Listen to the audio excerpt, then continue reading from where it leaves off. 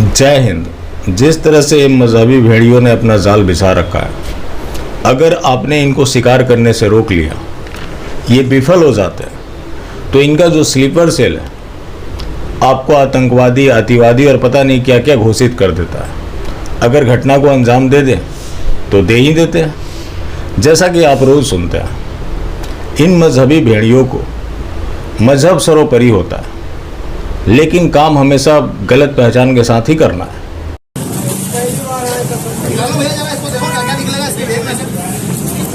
ठीक है ना? तो बहन बेटी मेरे सब आ जाओ, ले जाओ जिसके नाप का है जो। आज के बाद ये कभी अपने क्षेत्र में आना नहीं चाहिए। तो हमारे क्षेत्र में आना मत पड़ा तू जीवन में, किसी भी हिंदू क्षेत्र में मत जाना।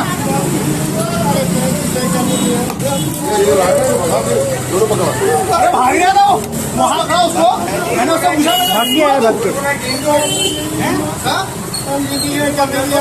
बेटा। जिंदगी में तो तू वैसे भी नहीं घुसेगा। क्या बनेगा, क्या बनेगा, क्या बनेगा तू?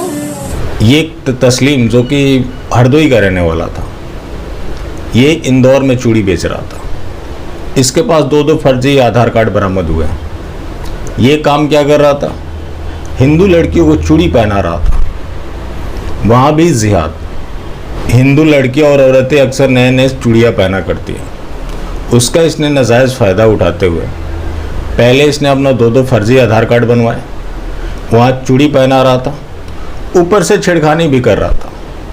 अब उसके परिजनों ने इसकी धुनाई कर दी। बस समस्या तो होनी थी। इनका जो जिहादी ग्रुप है, इन लोगों का ये मानना है कि जिस लड़की के साथ कुछ हो रहा हो, उसके परिजन उस जिहादी को अपनी लड़की को सौंप दें। फिर ये सेकुलरिज्म है, बेशक वो बाद में जाके सूटकेस में मिले, वहाँ ये चुप्पी साध लेंगे।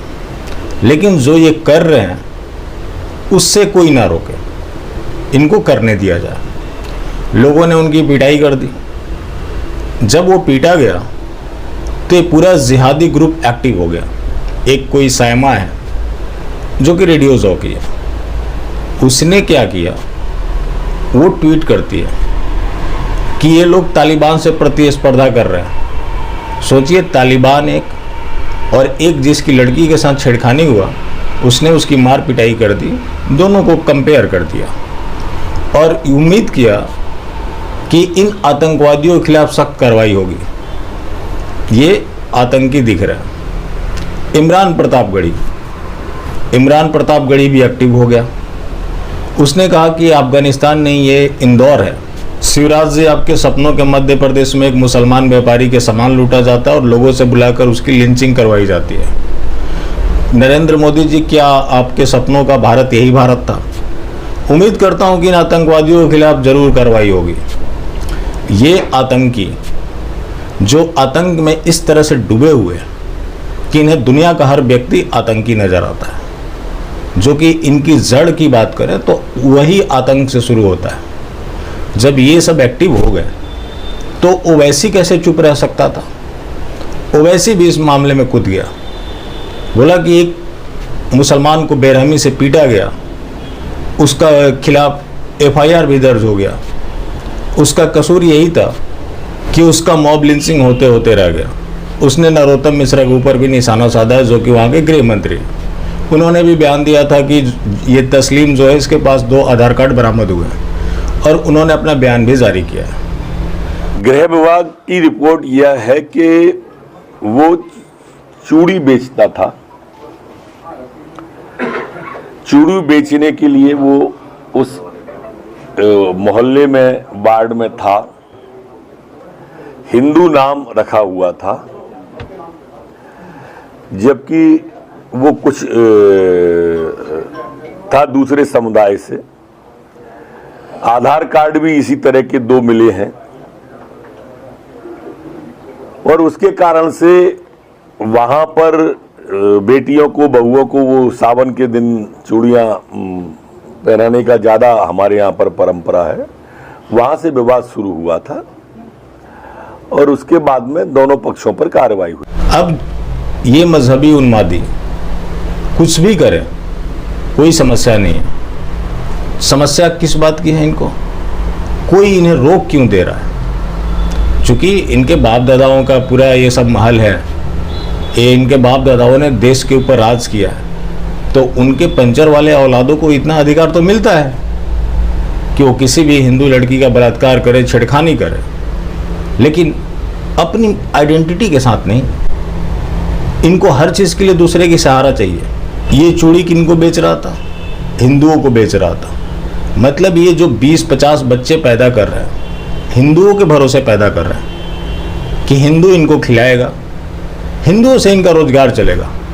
लेकिन मेरे जैसे भी लोग हैं जो 50 रुपये ज़्यादा देते हैं, लेकिन पैसा गलत जगह नहीं पहुंचाते, क्योंकि जो मेन जो जड़ है वही हमारे पैसों से ही जुड़ा हुआ है।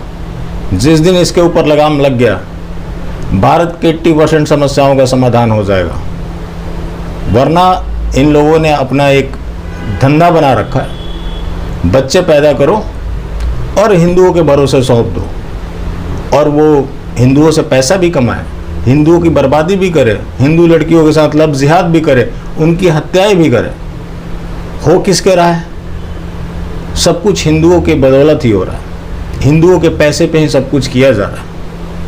जिस दिन हिंदू इन चीज़ों को समझ गया, उस दिन ये जितनी मजहबी गतिविधियां चल रही है सारी घर वापसी तक पहुंच जाएंगी। इस मामले में अब दोनों पक्षों के खिलाफ FIR हो गया, लेकिन प्रशासन हिंदू के साथ ऐसा कर देगा कि अगली बार कोई सोचे भी ना कि वो ऐसा कदम उठाए। बाकी ये जो जिहादी उन्मादी है, इनसे तो कोई फर्क नहीं पड़ता। किसी का 20 बच्चा है, एक चला भी गया जेल में, तो क्या फर्क पड़ता है? 19 तो घर में ही बैठे हुए हैं। इनकी तो हालात ये हुई है कि कहीं जाते हैं तो जैसे कि आप लगेज काउंट करते हैं, वैसे ही अपने बच्चे काउंटिंग करते हैं, तो इन्हें कोई फर्क नहीं पड़ता। और इनका जो इकोसिस्टम है, देखो कितना इफेक्टिवली काम करता है। ओवैसी हैदराबाद में बैठा हुआ है, वो एक्टिव हो गया, इमरान प्रतापगढ़ी एक्टिव हो गया, और ना जाने कितने एक्टिव हो गए, ना जाने क्या सारे एक्टिव हो गए। लेकिन वही हिंदू की जब बात आती है तो अक्सर लोग कहते हैं कि ओवैसी देखो अपने कौम के लिए करता है, ओवैसी अपने कौम के लिए करता है, कौम उसके लिए करती है। लेकिन हमारे लोग क्या करते हैं? सिर्फ हवाबाजी, गंगा जमनी तहजीब और सेकुलरिज्म, जिसकी वजह से हिंदू पीटा जा रहा है। मतलब अब तो हिंदू को इतना भी अधिकार नहीं रह गया कि उसकी बेटी के साथ कोई छेड़छाड़ करे और वो अपने सेल्फ प्रोटेक्शन में कुछ करे। आत्म सुरक्षा का अधिकार हर किसी को है, ये सुप्रीम कोर्ट भी कहता है, लेकिन वो अधिकार भी हिंदू के पास नहीं है।